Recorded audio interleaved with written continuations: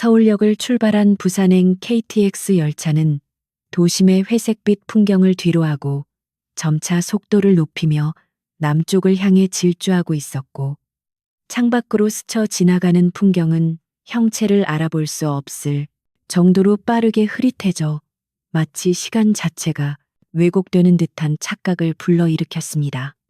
특실 객차 내부는 일반실과는 비교할 수 없을 정도로 고요하고 쾌적한 공기가 흐르고 있었으며, 좌석 간의 간격은 넓었고 승객들은 각자의 방식으로 휴식을 취하거나 업무를 보며 자신들만의 시간을 보내고 있었습니다.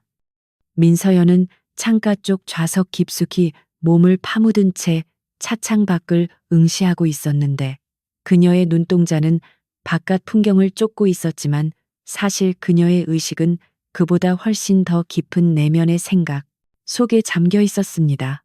그녀는 겉보기에는 평범한 여행객처럼 보였고, 화장기 없는 수수한 얼굴에 검은색 가죽 재킷과 청바지를 입고 있었기에 그 누구도 그녀가 대한민국 육군 특수전사령부 제707 특수임무단 소속의 최연소 여성 소장이라는 사실을 짐작조차 할 수 없었습니다. 민서연의 무릎 위에는 낡은 소설책 한 권이 놓여 있었지만 그녀의 오른손은 무의식적으로 옆 좌석에 놓인 검은색 더플백의 손잡이를 가볍게 쥐고 있었는데, 그 가방 안에는 안보와 직결되는 1급 기밀 문서와 특수작전용 장비가 들어 있었습니다. 그녀에게 이번 부산행은 단순한 휴가가 아니라 군 내부의 부패 카르텔을 추적하기 위한 비공식적인 단독 임무의 시작이었으며, 그녀는 긴장을 늦추지 않고 주변의 모든 소리와 움직임에 예민하게 반응하고 있었습니다. 열차가 대전역을 지나 다시 속도를 높이기 시작했을 때 평화롭던 객차의 정적을 깨뜨리는 거칠고 불쾌한 소음이 객실 뒷문 쪽에서 들려왔고, 그 소리는 마치 고요한 호수에 던져진 돌멩이처럼 순식간에 객차 안의 평온한 분위기를 산산조각 내버렸습니다. 자동문이 열리자마자 진동하는 알코올 냄새가 공기 중에 확산되었고, 승객들은 인상을 찌푸리며 소리가 나는 쪽으로 고개를 돌렸는데, 그곳에는 군복을 입은 중년의 남자가 비틀거리며 서 있었습니다. 그는 계급장을 달고 있었는데 어깨에 번쩍이는 대령 계급장은 그가 군대 내에서 상당한 지위를 가진 인물임을 나타내고 있었지만, 그의 행동 거지는 그 계급이 요구하는 품위와는 거리가 멀었습니다. 남자는 이미 거나하게 취한 상태였고, 붉게 상기된 얼굴과 풀린 눈동자는 그가 제정신이 아님을 여실히 보여주고 있었으며, 그는 한 손에 반쯤 비어있는 위스키병을 든 채 비틀거리는 걸음으로 통로를 걸어오며 주변 승객들의 시선 따위는 아랑곳하지 않고 큰 소리로 혼잣말을 중얼거리고 있었습니다. 그의 군복 상의는 단추가 몇 개 풀려 있어 너저분해 보였고, 벨트는 삐딱하게 돌아가 있어 군인으로서의 절도는커녕 기본적인 복장 불량 상태였는데, 이는 그가 평소에 군 규율을 얼마나 우습게 여기는지를 단적으로 보여주는 모습이었습니다. 승객들은 본능적으로 그와 눈을 마주치지 않으려 고개를 돌리거나 자는 척을 했지만, 민서연만은 차가운 눈빛으로 그의 일거수일투족을 조용히 관찰하고 있었습니다. 최강욱 대령은 자신의 좌석을 찾는 것조차 힘겨워 보였는데, 그는 좌석 번호를 확인하기 위해 승객들의 얼굴 가까이 들이대며 불쾌한 입냄새를 풍겼고, 승객들이 불만 섞인 표정을 지으면 오히려 눈을 부라리며 위협적인 태도를 취했습니다.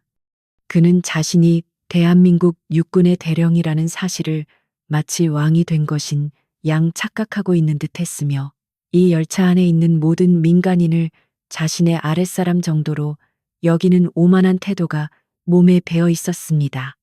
그의 행동은 단순한 주사를 넘어서 권력에 취한 자 특유의 아나무인 격인 폭력성을 내포하고 있었고, 이는 민서연이 가장 경멸하는 유형의 인간상이었습니다. 비틀거리며 통로를 걸어오던 최강욱의 시선이 민서연이 앉아있는 창가 좌석에 머물렀고, 그는 잠시 멈칫하더니 입가에 비릿한 미소를 띠며 그녀에게 다가왔는데 그의 눈빛은 민서연의 미모를 훑어보는 음흉함과 동시에 만만해 보이는 먹잇감을 발견한 포식자의 그것과 닮아 있었습니다. 그는 민서연의 옆 좌석이자 통로 쪽 좌석인 자신의 자리에 털썩 주저앉지 않고 짐짓 거만한 표정으로 민서연을 내려다보며 턱을 까딱거렸는데 이는 명백히 그녀에게 자리에서 일어나라는 무언의 압박이었습니다. 민서연은 미동도 하지 않고 책에서 눈을 떼지 않은 채 그의 존재를 철저히 무시했지만 그녀의 온몸 감각은 이미 전투태세로 전환되어 최강욱의 근육 움직임 하나하나를 감지하고 있었습니다. 어이, 거기, 아가씨. 자네가 앉아있는 그 창가 자리가 내 마음에 드는데 말이야. 날씨도 좋고 바깥 구경 좀 하면서 가고 싶은데 자리를 좀 바꿔주는 게 어떻겠어? 최강욱의 목소리는 술 기운에 젖어 끈적거렸고 반말과 존댓말이 묘하게 섞인 말투는 상대방을 하대하는 의도를 노골적으로 드러내고 있었습니다. 그는 대답을 기다리지도 않고 당연히 민서연이 비켜줄 것이라 생각하며 자신의 무거운 군용 가방을 선반 위에 올리려다 중심을 잃고 휘청거렸습니다. 민서연은 천천히 고개를 들어 그를 올려다보았는데 그녀의 눈빛은 깊고 어두운 심연처럼 고요했지만 그 안에는 상대를 압도하는 서늘한 기백이 서려 있었습니다. 제 좌석 번호는 7A입니다. 정해진 좌석에 앉아주시죠. 민서연의 목소리는 낮고 차분했지만 단호한 힘이 실려 있어 주변의 소음을 뚫고 최강욱의 귓가에 정확하게 꽂혔는데 이는 그녀가 수천 명의 부하들을 지휘하며 다져진 카리스마의 일부분이었습니다. 최강욱은 예상치 못한 그녀의 반격에 잠시 당황한 듯 눈을 깜빡였지만 이내 자신의 권위가 무시당했다는 생각에 얼굴이 불그락푸르락해지며 분노를 표출하기 시작했습니다. 그는 감히 젊은 여자가 그것도 민간인으로 보이는 계집애가 감히 대령인 자신의 명령을 거역한다는 사실을 받아들일 수 없었습니다. 뭐라고 지금 내가 누군지 알고 말대꾸를 하는 거야. 나는 대한민국 육군 대령 최강욱이야. 국가를 위해 헌신하는 군인이 피로를 좀 풀겠다는데 그까짓 자리 하나 양보하는 게 그렇게 어려워. 그는 목에 핏대를 세우며 고함을 질렀고 그의 침이 민서연의 얼굴 근처까지 튀었지만 그녀는 눈 하나 깜짝하지 않고 침착하게 손수건을 꺼내 닦아냈습니다. 객차 안의 다른 승객들은 겁에 질려 숨을 죽이고 이 상황을 지켜보고 있었고 일부는 승무원을 부르기 위해 호출 버튼을 눌렀지만 승무원이 도착하기까지는 시간이 걸릴 것이 분명했습니다. 최강욱은 자신의 계급을 들먹이며 주변을 위압하려 했지만 민서연에게는 그저 시끄러운 소음 공해에 불과했습니다. 최강욱은 민서연의 무반응에 더욱 화가 치밀어 올랐는지 시선을 그녀의 옆자리에 놓인 검은색 더플백으로 옮겼고 그는 그 가방이 자신의 다리를 뻗는데 방해가 된다고 생각했습니다. 그리고 이건 뭐야? 사람 앉을 자리도 좁아 터지겠는데 이런 쓰레기 같은 짐은 왜 여기에 올려놓은 거야? 당장 치워. 그는 더플백을 발로 툭 차며 소리쳤는데 그 가방 안에는 최신형 전술통신 장비와 고성능 폭발물 탐지기 등 수억 원을 호가하는 특수 장비들이 들어 있었습니다. 민서연의 눈썹이 미세하게 꿈틀거렸는데 그것은 그녀가 보여줄 수 있는 최대의 감정 표현 중 하나였으며 그녀의 인내심이 한계에 다다르고 있음을 알리는 신호였습니다. 그 가방에 손대지 마십시오. 당신이 감당할 수 있는 물건이 아닙니다. 민서연은 경고하듯 나직하게 말했지만 최강욱은 그 말을 비웃음으로 받아들였고 그는 오히려 더 과장된 몸짓으로 가방을 집어들려고 했습니다. 감당 웃기고 있네. 이따위 넝마 조각이 뭐가 대단하다고. 내 눈에는 그저 자리만 차지하는 쓰레기로 보일 뿐이야. 짐칸으로 치우든지 아니면 내가 창밖으로 던져버리든지 해야겠어. 그는 비틀거리는 몸으로 억지로 가방 손잡이를 잡고 흔들었지만 가방은 마치 바닥에 고정된 것처럼 묵직하게 움직이지 않았습니다. 사실 그 가방은 민서연이 특수 제작한 소재로 만들어져 있었고 내부에는 무게 중심을 조절하는 장치가 있어 일반적인 힘으로는 쉽게 들 수 없도록 설계되어 있었습니다.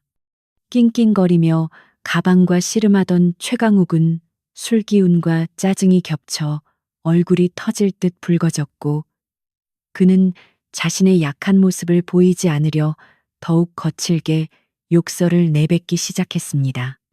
이 빌어먹으려니 가방 안에 돌덩이라도 넣어놨나. 하여간 요즘 젊은 것들은 기본 예절이 없어.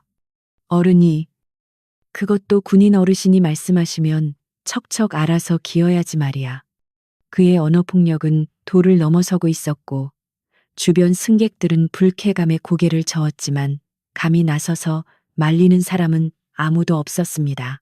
그때 객차 문이 열리고 여성 승무원이 황급히 달려왔는데 그녀는 소란스러운 상황을 파악하고 최강욱에게 정중하게 다가갔습니다. 손님, 진정하십시오. 다른 승객분들에게 불편을 드리고 있습니다. 자리에 앉아주시거나 통제가 안 되시면 다음 역에서 하차 조치될 수 있습니다. 승무원의 목소리는 떨리고 있었지만 최대한 프로페셔널함을 유지하려 노력했습니다. 하지만 최강욱에게 승무원의 제지는 불난집에 기름을 붓는 격이었고 그는 승무원을 향해 삿대질을 하며 더욱 크게 소리를 질렀습니다. 네가 감히 나를 가르치려 들어. 내가 누군지 알아. 내 말 한마디면 너 같은 건 당장 해고야. 민서연은 이 난장판을 지켜보며 깊은 한숨을 내쉬었는데 그녀는 조용히 임무지역까지 이동하고 싶었지만 상황은 그녀를 가만히 두지 않았습니다. 그녀는 최강욱이라는 인물이 단순히 술주정뱅이가 아니라 권력을 등에 업고 약자를 괴롭히는 전형적인 부패 군인임을 확신했습니다. 그녀의 머릿속에서는 이미 수십 가지의 제압 시나리오가 시뮬레이션 되고 있었지만 그녀는 아직 자신의 신분을 노출할 단계가 아니라고 판단했습니다. 그녀는 가방을 지키면서도 최강욱이 스스로 무너질 때까지 기다리는 전략을 택했고 그것이 가장 확실하게 그를 파멸시키는 길임을 알고 있었습니다. 최강욱은 승무원을 밀치고 다시 민서연에게 시선을 고정했는데 그는 자신의 분노를 받아줄 대상이 필요했고 눈앞에 있는 이 도도한 여자가 가장 적절한 타깃이라고 생각했습니다. 야, 너, 내 말이 말 같지 않아. 당장 그 쓰레기 같은 가방 치우고 자리 비키라고 했잖아. 그는 손을 뻗어 민서연의 어깨를 잡으려 했지만 민서연은 아주 미세한 움직임으로 상체를 틀어 그의 손길을 피했습니다. 최강욱은 허공을 가르며 중심을 잃고 비틀거렸고 그 모습은 우스꽝스러웠지만 동시에 위험천만해 보였습니다. 몸에 손대지 마십시오. 이것이 마지막 경고입니다. 민서연의 눈빛이 차갑게 빛났고 그 순간 객차 안의 온도가 몇 도는 내려간 듯한 착각이 들 정도로 살기가 감돌았습니다. 하지만 알코올에 뇌가 절여진 최강욱은 그 살기를 감지하지 못한 채 오히려 그녀의 태도를 도발로 받아들였습니다. 그는 씩씩거리는 숨을 몰아쉬며 재킷 안주머니에서 휴대전화를 꺼내 들었는데 아마도 자신의 권력을 과시할 수 있는 누군가에게 전화를 걸려는 모양이었습니다. 두고 봐. 내가 지금 당장 헌병대에 연락해서 너를 공무집행 방해랑 상관 모독으로 쳐넣어 버릴 테니까. 그는 떨리는 손가락으로 번호를 누르며 큰 소리로 통화를 시도했는데 수화기 너머의 상대방에게 자신이 당한 부당한 대우를 과장해서 떠벌리기 시작했습니다. 김소령 나야. 최대령. 지금 KTX 특실인데 말이야. 웬 미친년이 내 자리를 차지하고 행패를 부리고 있어. 뭐, 내가 취해야 이 새끼야. 내가 지금 맨정신으로 명령하는 거야. 당장 부산역에 헌병대 집합시켜. 이 건방진년을 본때를 보여줘야겠어. 그의 통화 내용은 객차 안의 모든 사람들이 들을 수 있을 정도로 컸고 이는 민서연에게 중요한 정보를 제공해 주었습니다. 민서연은 그가 통화하는 내용을 들으며 그가 도착할 부대의 정보와 그가 믿고 있는 배후 세력의 윤곽을 파악할 수 있었고, 이는 그녀의 임무 수행에 있어 뜻밖의 수확이었습니다. 그녀는 마음속으로 최강욱의 이름을 데스노트에 적어 넣었고, 이제 그는 단순히 불쾌한 옆자리 승객이 아니라 반드시 제거해야 할 작전 목표가 되었습니다. 최강욱은 통화를 마치고 의기양양한 표정으로 민서연을 내려다보며 비열하게 웃었는데, 그는 자신이 승리했다고 확신하고 있었습니다. 들었지? 넌 이제 끝났어. 부산역에 도착하자마자 군기 교육대 맛을 좀 보게 될 거다. 민서연은 아무런 대꾸도 하지 않고 다시 책으로 시선을 돌렸지만 그녀의 손끝은 가방 속의 특수 통신기를 향해 은밀하게 움직이고 있었습니다. 그녀는 이 오만한 대령이 불러들인 헌병대가 그를 향한 부메랑이 되도록 만들 계획을 세우고 있었고, 그 과정은 치밀하고 완벽할 것이었습니다. 기차는 어둠이 깔리기 시작한 터널을 통과하며 굉음을 냈고, 창문에 비친 민서연의 얼굴은 무표정했지만 눈동자 깊은 곳에서는 푸른 불꽃이 일렁이고 있었습니다. 최강욱은 여전히 분이 풀리지 않았는지 혼자 욕설을 중얼거리며 억지로 민서연의 옆자리에 엉덩이를 비집고 앉았고, 그의 거구는 민서연의 공간을 침범하며 불쾌한 접촉을 만들어냈습니다. 그는 고의적으로 팔을 넓게 벌려 민서연을 압박하려 했지만 민서연은 돌처럼 단단한 자세를 유지하며 조금도 밀리지 않았습니다. 이 좁은 좌석 위에서 벌어지는 보이지 않는 힘겨루기는 폭풍전야의 고요함처럼 위태로웠고 언제 폭발할지 모르는 긴장감을 자아내고 있었습니다. 민서연은 이 불쾌한 시간을 견디며 도착지까지 남은 시간을 계산했고, 그녀의 계산 속에서 최강욱의 운명은 이미 정해져 있었습니다. 열차가 터널을 빠져나와 다시 밝은 햇살 아래로 모습을 드러냈지만 특실 객차 내부의 공기는 여전히 무겁고 탁하게 가라앉아 있었는데, 이는 전적으로 최강욱 대령이 뿜어내는 불쾌한 기운 때문이었습니다. 그는 좁은 좌석에서 자신의 몸을 제대로 가누지 못해 옆자리에 앉은 민서연의 영역을 끊임없이 침범하고 있었고, 그의 팔꿈치가 민서연의 팔을 스칠 때마다 그녀는 본능적인 혐오감을 느꼈습니다. 그는 다리를 쩍 벌린 채 앉아 통로를 지나가는 사람들의 진로를 방해했고, 자신의 편안함만을 최우선으로 여기는 이기적인 태도로 인해 주변 승객들의 눈살을 찌푸리게 만들었습니다. 민서연은 창가 쪽으로 몸을 최대한 밀착시켜 그와의 접촉을 피하려 했지만 좁은 공간 내에서 썩은 술 냄새와 땀 냄새가 뒤섞인 악취를 피할 방법은 없었습니다. 최강욱은 잠시 조용해진 듯 하더니 이내 목이 마르다며 승무원 호출 버튼을 신경질적으로 연타하기 시작했고, 그 소리는 조용한 객차 안에 날카롭게 울려 퍼져 승객들의 휴식을 방해했습니다.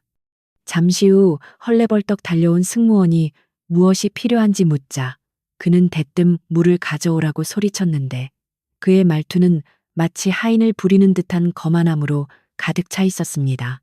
승무원이 급히 생수 한 병을 가져다 주었지만 그는 고맙다는 말은커녕 물병을 낚아채듯 받아들고는 뚜껑을 거칠게 비틀었다서 단숨에 들이켰습니다.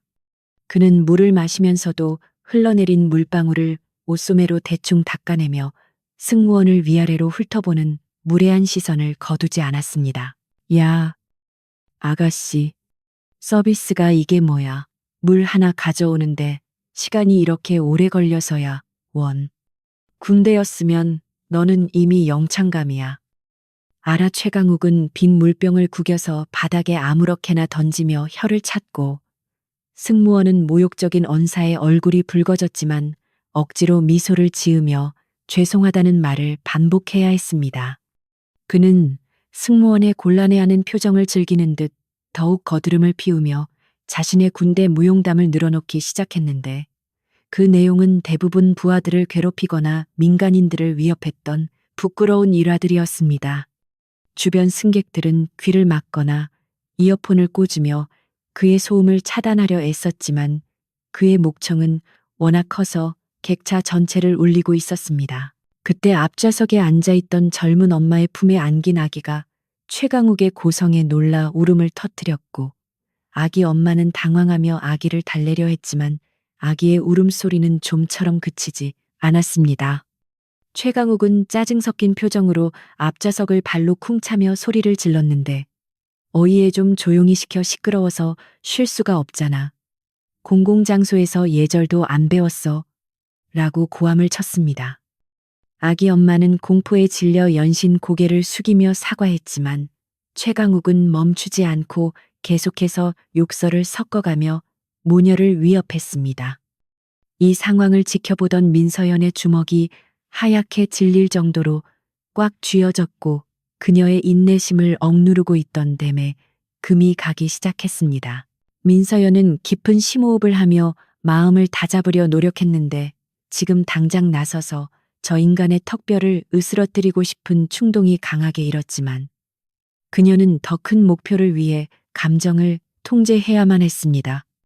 그녀는 차가운 눈빛으로 최강욱의 뒤통수를 노려보며 그가 저지르는 모든 만행을 머릿속에 낱낱이 기록하고 있었고 이 기록들은 나중에 그를 심판할 때 결정적인 증거가 될 것이었습니다. 최강욱은 자신이 승리했다고 착각하며 의기양양하게 콧노래를 흥얼거렸지만 그는 자신의 뒤에 앉아있는 여자가 사나운 맹수보다 더 위험한 존재라는 사실을 전혀 인지하지 못하고 있었습니다. 잠시 후 최강욱의 휴대전화가 요란하게 울리기 시작했고 그는 귀찮다는 듯 전화를 받았는데 상대방의 목소리를 듣자마자 표정이 싹 바뀌며 비굴한 웃음을 흘렸습니다. 아이고, 박 사장님 네, 지금 내려가는 길입니다. 이번에 새로 부임하는 부대가 보급 쪽으로는 아주 알짜배기란 말입니다. 걱정하지 마십시오. 그의 통화 내용은 민서연의 귀를 쫑긋하게 만들었는데 그것은 단순한 안부 전화를 넘어선 명백한 군납비리와 관련된 대화였기 때문입니다. 민서연은 책을 읽는 척하며 온 신경을 그의 통화 내용에 집중했고 그녀의 두뇌는 빠르게 회전하며 정보를 분석하기 시작했습니다. 이번에 들어갈 식자재 납품건 말인데 제가 손을 좀 써뒀으니 그냥 입찰만 넣으면 됩니다. 대신 지난번에 말했던 그거는 확실하게 챙겨주셔야 합니다. 아시죠? 저도 위선에 기름칠 좀 해야 하니까. 최강욱은 주변에 누가 듣든 말든 상관없다는 듯 큰 소리로 비리 내용을 떠벌리고 있었는데 이는 그가 얼마나 법과 규율을 우습게 여기는지 보여주는 증거였습니다. 그는 자신이 곧 장악하게 될 부대의 예산을 마치 자신의 사금고처럼 여기고 있었고 부하들의 복지는 안중에도 없이 자신의 배를 채울 생각에만 골몰해 있었습니다. 민서연은 이 통화 내용을 녹음하고 싶었지만 스마트폰을 꺼내면 그에게 들킬 위험이 있어 내용을 토시 하나 틀리지 않고 암기하는 방식을 택했습니다. 통화는 꽤 오랫동안 이어졌고 최강욱은 군용 유류 빼돌리기, 피복 납품업체, 선정 조작 등 다양한 범죄 계획을 박 사장이라는 인물과 상의했습니다. 그는 자신이 가진 권력을 이용해 국가의 재산을 갉아먹는 기생충 같은 존재였고 민서연은 군인의 명예를 더럽히는 그를 절대 용서할 수 없다고 다짐했습니다. 그녀는 자신이 수행해야 할 임무가 단순히 부패 척결을 넘어선 정의 구현임을 뼈저리게 느꼈고 그녀의 가슴 속에서는 뜨거운 분노가 용암처럼 끓어올랐습니다. 최강욱이 통화를 마치고 만족스러운 표정으로 전화를 끈 차 민서연은 차가운 시선으로 그를 쏘아보았지만 그는 여전히 상황 파악을 하지 못하고 있었습니다. 뭐야, 왜 그렇게 쳐다봐? 내 사업 이야기가 그렇게 흥미로워하긴. 너 같은 평범한 여자는 상상도 못할 큰돈이 오가는 이야기니까. 신기하겠지. 최강욱은 민서연을 조롱하며 낄낄거렸고 다시 몸을 돌려 그녀 쪽으로 기울이며 냄새나는 입을 열었습니다. 오빠가 이번에 부산 내려가면 한 자리 크게 차지하거든. 너도 혹시 일자리 필요하면 말해. 내 말 한마디면 군부대 매점 자리 하나 정도는 쉽게 내줄 수 있으니까. 그는 자신의 부패한 권력을 이용해 민서연을 유혹하려 들었고, 이는 민서연에게 있어 최악의 모욕이었습니다. 민서연은 더 이상 참을 수 없다는 듯 책을 덮고 그를 정면으로 응시하며 입을 열었는데, 당신이 말하는 그 사업이라는 게 횡령과 배임을 의미하는 겁니까? 군형법 제몇조에 해당하는지 알고나 떠드는 건지 궁금하군요. 라고 차갑게 쏘아붙였습니다. 그녀의 말에 최강욱의 표정이 순식간에 굳어졌고 술기운에 풀려있던 눈동자가 흔들리며 당황한 기색이 역력했습니다. 그는 설마 옆자리에 앉은 젊은 여자가 자신의 통화 내용을 이해하고 법적인 용어까지 구사할 줄은 꿈에도 몰랐던 것입니다. 하지만 그는 곧바로 당혹감을 감추고 얼굴을 붉히며 더 큰 소리로 화를 내기 시작했는데, 이는 겁먹은 개가 더 크게 짖는 것과 같은 이치였습니다. 이게 어디서 감히 남의 통화를 엿듣고 지랄이야, 너 간첩이야, 아니면 기무사에서 나왔어, 어디서 말 같지도 않은 소리를 하고 있어. 그는 과민 반응을 보이며 벌떡 일어날 기세였지만 안전벨트에 묶여 다시 자리에 주저앉았고 그 모습은 우스꽝스럽기 짝이 없었습니다. 민서연은 동요하지 않고 침착하게 말을 이었는데, 공공장소에서 기밀 사항인지 범죄 모의인지 모를 내용을 큰 소리로 떠든 건 당신입니다. 귀가 있으니 들렸을 뿐이죠. 라고 대꾸했습니다. 그녀의 논리 정연한 반박에 최강욱은 말문이 막혔고 분에 못 이겨 씩씩거리기만 했습니다. 주변 승객들은 두 사람의 대화를 숨죽여 듣고 있었고 민서연의 용기 있는 발언에 마음속으로 박수를 보내고 있었습니다. 그들은 최강욱의 횡포에 지쳐 있었지만 보복이 두려워 나서지 못하고 있었는데 민서연이 그들의 답답한 속을 뚫어주는 역할을 하고 있었던 것입니다. 하지만 최강욱은 이대로 물러설 위인이 아니었고 그는 자신의 자존심에 상처를 입힌 민서연에게 본때를 보여주겠다며 이를 갈았습니다. 그는 다시 휴대전화를 들어 어딘가로 문자를 보내기 시작했는데 그 손놀림이 매우 거칠고 신경질적이었습니다. 두고 봐.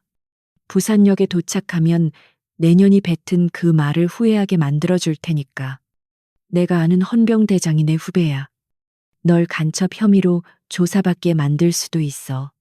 그는 유치한 협박을 일삼으며 자신의 불안감을 감추려 했지만 민서연에게는 그저 허세로밖에 들리지 않았습니다. 민서연은 그가 부르는 헌병대가 오히려 그를 잡는 덫이 될 것이라는 사실을 알고 있었기에 속으로 비소를 머금었습니다. 그녀는 다시 시선을 창밖으로 돌리며 다가올 결전의 순간을 차분하게 준비했고 열차는 굉음을 내며 목적지를 향해 달려가고 있었습니다. 시간이 흐를수록 최강욱의 주사는 심해져만 갔고 그는 이제 혼잣말로 욕설을 중얼거리는 것을 넘어 옆을 지나가는 승객들의 옷자락을 잡고 시비를 걸기 시작했습니다. 화장실을 가려던 한 중년 남성이 그의 발에 걸려 넘어질 뻔하자 최강욱은 사과는커녕 눈을 똑바로 뜨고 다니라며 고래고래 소리를 질렀습니다. 승무원들이 몇 번이나 와서 제지를 했지만 그는 그때마다 계급장을 들먹이며 난동을 부렸고 결국 승무원들도 포기한 채 그저 상황이 더 악화되지 않기만을 바랄 뿐이었습니다. 이 무법천지의 객차 안에서 유일하게 그를 통제할 수 있는 사람은 민서연 뿐이었지만 그녀는 아직 때가 아니라고 판단하고 있었습니다. 최강욱은 이제 지루함을 느꼈는지 가방에서 꼬깃꼬깃한 육포 봉지를 꺼내 씹기 시작했는데 쩝쩝거리는 소리가 몹시 거슬렸고 육포 부스러기가 민서연의 쪽으로 튀기도 했습니다. 그는 민서연의 반응을 살피며 고의적으로 쩝쩝 소리를 더 크게 냈고 먹던 육포 조각을 바닥에 뱉는 등 추잡한 행동을 이어갔습니다. 민서연은 더러운 것을 보는 듯한 눈빛으로 그를 쳐다보았지만 그는 그 시선을 즐기는 듯 더욱 과장된 몸짓을 했습니다. 그는 인간으로서의 품격은 물론 군인으로서의 명예마저 바닥에 내팽개친 상태였고 구제불능의 쓰레기라는 표현이 그에게 가장 잘 어울리는 수식어였습니다. 열차가 대구역을 지날 무렵 객차 안의 긴장감은 최고조에 달해 있었고 승객들은 모두 지쳐가고 있었습니다. 최강욱은 술기운과 피로에 지쳐 잠시 조는 듯 하더니 이내 코를 골기 시작했는데 그 소리는 마치 고장난 엔진 소리처럼 시끄러웠습니다. 그의 고개는 자꾸만 민서연 쪽으로 기울어졌고 민서연은 손가락으로 그의 머리를 밀어내며 불쾌감을 표출했습니다. 잠결에도 그는 욕설을 중얼거리며 몸을 뒤척였고 그럴 때마다 그의 팔과 다리가 민서연을 건드려 그녀의 신경을 날카롭게 긁어댔습니다. 민서연은 이 지옥 같은 시간이 빨리 끝나기를 바랐지만 동시에 부산역에서 벌어질 일들을 생각하며 전의를 불태우고 있었습니다. 그녀는 자신의 가방 속에 든 특수 장비를 점검하는 척하며 본부의 짧은 암호 문자를 전송했고 이는 최강욱의 파멸을 위한 첫 번째 단추를 꿰는 작업이었습니다. 기차는 어둠을 뚫고 남쪽으로 계속 달리고 있었고 민서연과 최강욱 두 사람을 태운 이 열차는 단순한 교통수단이 아니라 정의와 불의가 충돌하는 전장이 되어가고 있었습니다. 열차가 경상도 권역으로 진입하면서 차창 밖의 풍경은 완연한 시골의 정취를 풍기고 있었고 끝없이 펼쳐진 논밭과 띄엄띄엄 보이는 농가들이 평화롭게 스쳐 지나가고 있었지만 민서연의 마음속 풍경은 그와 정반대로 폭풍우가 몰아치기 직전의 고요함과 같았습니다. 그녀는 감은 눈꺼풀 아래에서 자신의 과거를 되감고 있었는데 그것은 피와 땀 그리고 눈물로 얼룩진 가혹한 시간들이었으며 대한민국 최정예 특수부대인 707 특수임무단에서 살아남기 위해 인간의 한계를 시험했던 기억들이었습니다. 그녀가 32세라는 이례적인 젊은 나이에 소장이라는 계급을 달 수 있었던 것은 결코 운이나 배경 덕분이 아니었으며 오로지 실력으로 증명해낸 결과였습니다. 민서연은 육군사관학교 수석 졸업을 시작으로 임관 이후 줄곧 최전방 야전과 특수전 부대만을 고집하며 남성 군인들도 혀를 내두르는 지옥 훈련을 모두 수석으로 수료했고 대테러, 작전과 해외 파병 임무에서 보여준 그녀의 탁월한 지휘 능력과 전투력은 전설처럼 회자되고 있었습니다. 그녀는 수많은 실전 작전에서 생사를 넘나드는 위기를 겪으면서도 단 한 번도 냉정함을 잃은 적이 없었으며 동료를 구하기 위해 적진 한복판으로 뛰어드는 용기를 보여주어 부하들의 절대적인 신뢰와 존경을 한 몸에 받고 있는 지휘관이었습니다. 그런 그녀에게 있어 군대란 단순히 직업이 아니라 목숨을 바쳐 지켜야 할 신성한 가치이자 자신의 존재 이유 그 자체였습니다. 그렇기에 지금 옆좌석에서 코를 골며 추태를 부리고 있는 최강욱 대령의 존재는 민서연에게 단순한 불쾌감을 넘어선 혐오감과 분노를 불러일으키고 있었는데 그는 그녀가 그토록 소중히 여기는 군복의 명예를 짓밟고 있는 기생충 같은 존재였기 때문입니다. 민서연은 며칠 전 사령부에서 검토했던 군 내부 비리 혐의자 명단을 떠올렸고 그 중에서 병참 비리와 인사청탁 혐의로 내사 중이던 요주의 인물 중 하나가 바로 최강욱이라는 사실을 기억해냈습니다. 우연이라고 하기에는 너무나 기가 막힌 만남이었지만 민서연은 이것을 하늘이 준 기회라고 생각했고 자신이 직접 이 썩은 환부를 도려내야 한다는 사명감을 느꼈습니다.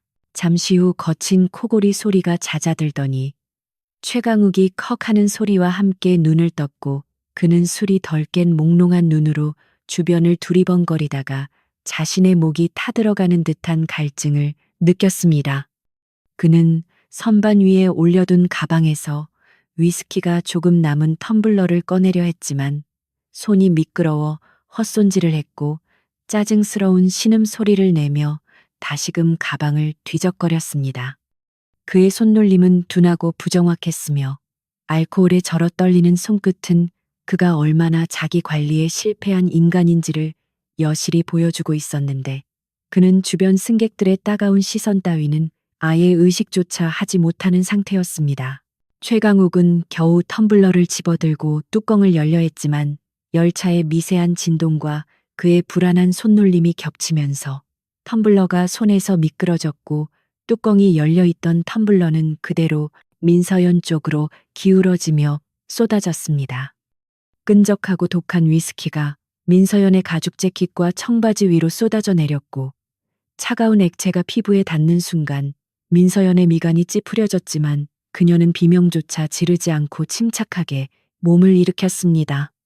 객차 안에는 독한 알코올 냄새가 진동했고 주변 승객들은 경악하며 입을 틀어 막았지만 정작 사고를 친 최강욱은 멍한 표정으로 쏟아진 술을 바라보고만 있었습니다. 민서연은 자리에서 일어나 젖은 옷을 털어내며 차가운 눈빛으로 최강욱을 내려다 보았는데 그녀의 눈동자에는 더 이상 자비나 인내심 같은 것은 찾아볼 수 없었고 오직 적을 섬멸하겠다는 전사의 살기만이 감돌고 있었습니다. 지금 뭐 하시는 겁니까? 그녀의 목소리는 낮게 깔려 있었지만 그 울림은 마치 얼음장처럼 차가워 든는 이의 등골을 오싹하게 만들었고 이는 폭발 직전의 활화산 같은 에너지를 억누르고 있는 소리였습니다. 하지만 최강욱은 자신의 실수를 인정하고 사과하기는커녕 오히려 적반하장으로 나오며 자신의 자존심을 세우려 들었습니다. 아, 거참. 사람이 실수를 좀 할 수도 있지. 뭘 그렇게 눈을 부라리고 그래. 그리고 자네가 다리를 너무 내 쪽으로 뻗고 있으니까 부딪힌 거 아니야. 좀 조신하게 앉아 있었으면 이런 일 없었잖아. 최강욱은 뻔뻔하게도 피해자인 민서연에게 책임을 전가하며 혀를 찾고 손수건을 꺼내줄 생각도 하지 않은 채 자신의 텀블러가 비어버린 것만 아쉬워하는 기색이었습니다. 그는 자신의 잘못을 인정하는 순간 군인으로서 그리고 남자로서의 권위가 무너진다고 착각하는 비겁한 인간이었고 이는 그가 평생을 살아온 방식이기도 했습니다. 민서연은 기가 차다는 듯 헛웃음을 흘리며 주머니에서 티슈를 꺼내 옷을 닦았지만 위스키의 얼룩과 냄새는 쉽게 지워지지 않았고 이 얼룩은 마치 최강욱이라는 존재가 군 조직에 남긴 오점처럼 끈질기게 남아 있었습니다.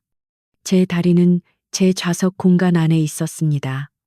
그리고 음주 상태로 기물파손의 승객에게 오물을 투척한 행위는 명백한 경범죄이자 폭행입니다. 사과하십시오. 민서연은 또박또박한 말투로 정중하지만 단호하게 사과를 요구했고 그녀의 태도는 흐트러짐 없이 당당했습니다. 그녀의 요구에 최강욱은 자존심이 상했는지 얼굴이 붉어지며 벌떡 일어섰는데 그는 민서연보다 머리 하나는 더 큰 거구였지만 민서연은 조금도 위축되지 않고 그를 똑바로 올려다보았습니다. 뭐 사과야. 이 어린 게 어디서 훈계질이야. 내가 누군지 잊었어. 국가를 위해 헌신하는 국군 대령한테 술 좀 튀었다고 사과를 하라 마라 명령하는 거야. 지금 그는 자신의 계급을 방패 삼아 자신의 무례함을 정당화하려 했고 목소리를 높여 주변 분위기를 험악하게 조성함으로써 민서연을 겁주려 했습니다. 주변 승객들은 두 사람의 대치 상황에 불안해하며 웅성거렸고 일부는 승무원을 부르러 뛰어가기도 했지만 대부분은 최강욱의 보복이 두려워 숨을 죽인 채 상황을 지켜보고만 있었습니다. 민서연은 그런 승객들의 두려움을 읽었고 자신이 이 자리에서 물러선다면 정의가 패배하는 모습을 보여주는 것이라 생각했기에 결코 물러설 수 없었습니다. 국가를 위한 헌신이라는 단어를 입에 올릴 자격이 있는지 본인 스스로에게 먼저 물어보시죠. 군복은 벼슬이 아니라 책임의 무게를 견디는 옷입니다. 민서연의 일갈은 최강욱의 패부를 찌르는 듯 날카로웠습니다. 최강욱은 말문이 막히자 분노를 참지 못하고 손을 들어 민서연을 위협하려 했지만 민서연의 눈빛이 너무나 강렬해서 차마 손을 내리치지는 못하고 허공에서 주먹만 부들부들 떨었습니다.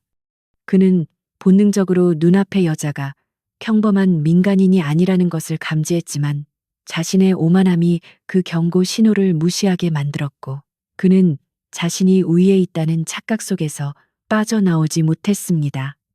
이 건방진 년이 너 부산역 도착하면 진짜 가만 안 둔다. 내 부하들 풀어서 네 뒷조사 싹 다 해서 사회에서 매장시켜 버릴 거야. 그는 저열한 협박을 쏟아내며 다시 자리에 털썩 주저앉았고 분을 사귀지 못해 씩씩거리는 숨소리를 내며 민서연을 노려보았는데 그 눈빛은 비열함 그 자체였습니다. 민서연은 더 이상 그와 말을 섞는 것이 무의미하다고 판단하고 조용히 젖은 재킷을 벗어 옆에 두고 다시 자리에 앉았지만 그녀의 머릿속은 이미 작전 모드로 완전히 전환되어 있었습니다. 그녀는 자신의 스마트워치를 조작하여 구조 신호가 아닌 작전 개시 신호를 전송했고 이는 부산역에 대기 중인 707 특수임무단 병력에게 전달되는 무언의 명령이었습니다. 열차는 이제 울산을 지나 부산을 향해 마지막 질주를 시작하고 있었고 민서연은 창밖을 응시하며 다가올 결말을 차분하게 구상하고 있었는데 그녀의 계획은 단순히 최강욱을 처벌하는 것을 넘어 그가 가진 모든 권력과 명예를 철저히 박탈하는 것이었습니다. 그녀는 과거 훈련 시절 교관이 했던 말을 떠올렸는데 적을 제압할 때는 다시는 일어서지 못하도록 완벽하게 밟아야 한다는 그 가르침을 실현할 순간이 다가오고 있었습니다. 최강욱은 자신이 건드린 상대가 누구인지, 자신이 밟으려 했던 꼬리가 사실은 잠자고 있던 용의 영린이었다는 사실을 꿈에도 모른 채 혼자만의 분노에 갇혀 있었습니다. 잠시 후 승무원이 다시 다가와 조심스럽게 상황을 물었고 민서연은 차분한 목소리로 괜찮다고 말하며 승무원을 안심시켰는데 그녀의 배려는 승무원에게 깊은 인상을 남겼습니다. 반면 최강욱은 승무원에게 눈을 부라리며 꺼지라고 손짓했고 승무원은 겁에 질려 황급히 자리를 피했는데 이 대조적인 모습은 주변 승객들에게 누가 진짜 품이 있는 사람인지 명확하게 보여주었습니다. 민서연은 젖은 옷에서 나는 알코올 냄새가 역겨웠지만 이것 또한 작전의 일부라 생각하며 묵묵히 견뎌냈고 그녀의 인내심은 극한에 달해 있었습니다. 최강욱은 민서연이 조용해지자 자신이 기세 싸움에서 이겼다고 착각하고 다시 거만하게 다리를 꼬며 콧노래를 흥얼거렸는데 그 모습은 마치 벼랑 끝에서 춤을 추는 광대와도 같았습니다.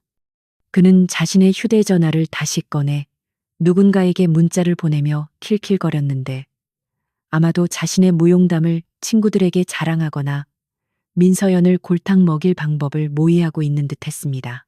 민서연은 곁눈질로 그의 휴대전화 화면을 확인하려 했지만 굳이 그럴 필요도 없이 그의 행동 하나하나가 이미 충분한 증거가 되고 있었습니다. 열차 내 방송으로 곧 부산역에 도착한다는 안내 멘트가 흘러나오자 객차 안은 도착 준비를 하는 승객들의 분주함으로 활기를 되찾았지만 민서연과 최강욱 사이의 공기는 여전히 살얼음판처럼 차가웠습니다. 최강욱은 짐을 챙기면서도 일부러 가방으로 민서연을 툭툭 치며 시비를 걸었고 이제 곧 지옥을 맛보게 될 거다. 아가씨, 기대해도 좋아. 라고 속삭이며 비릿한 미소를 지었습니다. 민서연은 그를 쳐다보지도 않고 천천히 일어나 자신의 더플백을 어깨에 메었는데 그 동작 하나하나에는 절제된 힘과 기품이 서려 있었습니다. 그녀는 마음속으로 카운트다운을 시작했고 열차가 승강장에 멈추는 순간 시작될 그녀의 반격은 최강욱이 상상조차 할 수 없는 방식으로 전개될 것이 분명했습니다. 민서연은 자신의 가방 속에 든 정복을 떠올렸는데 비록 지금은 사복을 입고 있지만 그녀의 영혼은 언제나 대한민국 육군 소장의 정복을 입고 있었고 그 명예를 지키기 위해 그녀는 그 어떤 싸움도 마다하지 않을 것이었습니다. 이제 심판의 시간은 코앞으로 다가왔고 열차의 속도가 줄어들수록 민서연의 심장 박동은 더욱 강하고 빠르게 뛰기 시작했습니다. 최강욱은 자신이 불러놓은 헌병대가 자신을 호위하고 민서연을 체포할 것이라는 달콤한 망상에 빠져 입가에 침을 흘릴 지경이었고, 그는 자신의 권력이 영원할 것이라 믿어 의심치 않았습니다. 하지만 그는 권력이란 책임이 따르지 않을 때 가장 날카로운 칼이 되어 주인을 찌른다는 사실을 간과하고 있었고, 그 칼날은 이미 그의 목을 겨누고 있었습니다.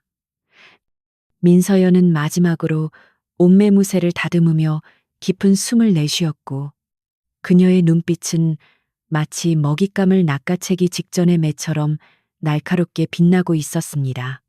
부산역의 플랫폼이 차창 밖으로 모습을 드러내기 시작했고, 운명의 수레바퀴는 이제 멈출 수 없는 속도로 굴러가고 있었습니다.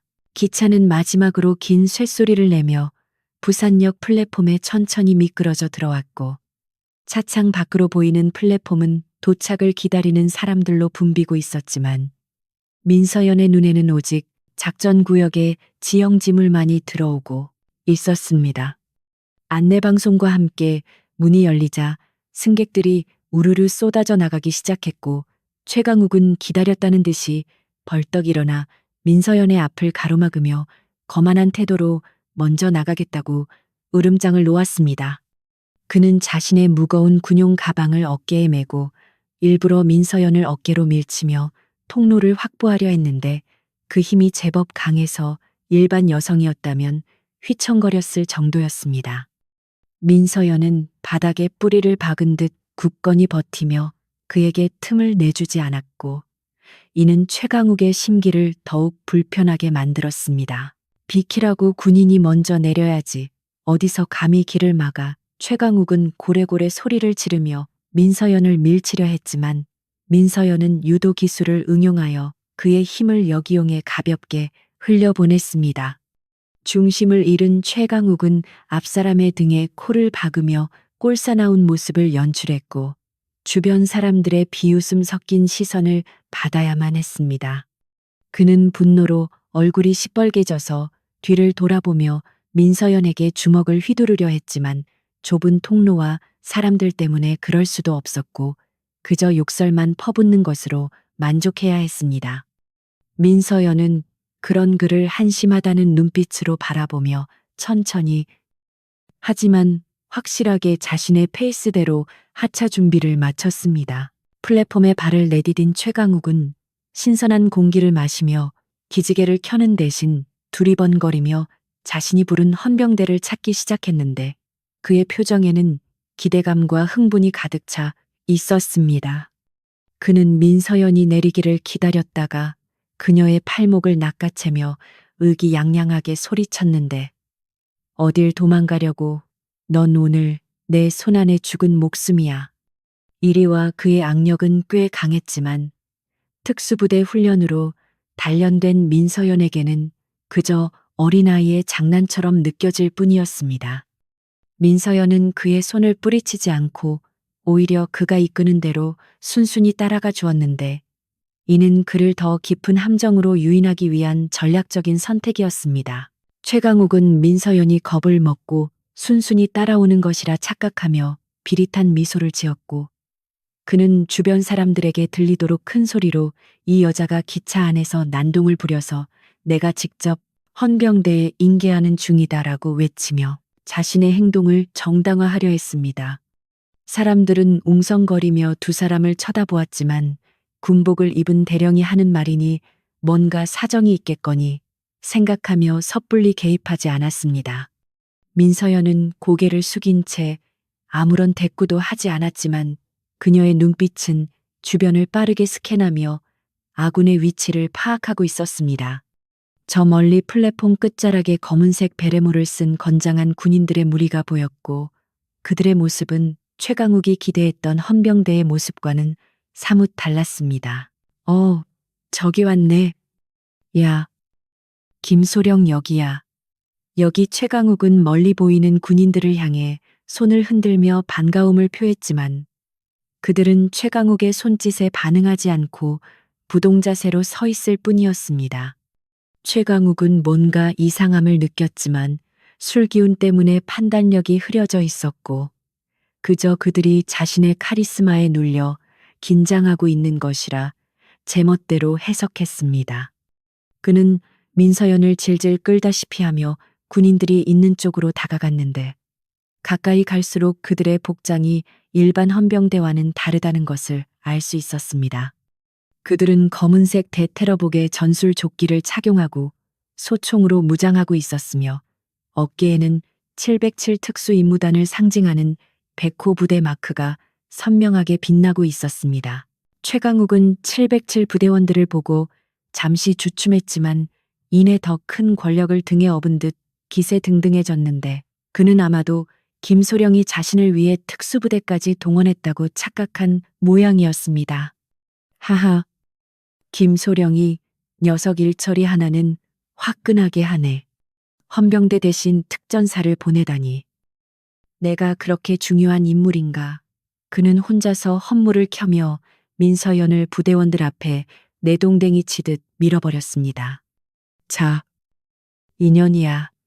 당장 체포해서 영창에 쳐넣어 감히 대령한테 말대꾸를 하고 술까지 쏟은 죄를 물어야지.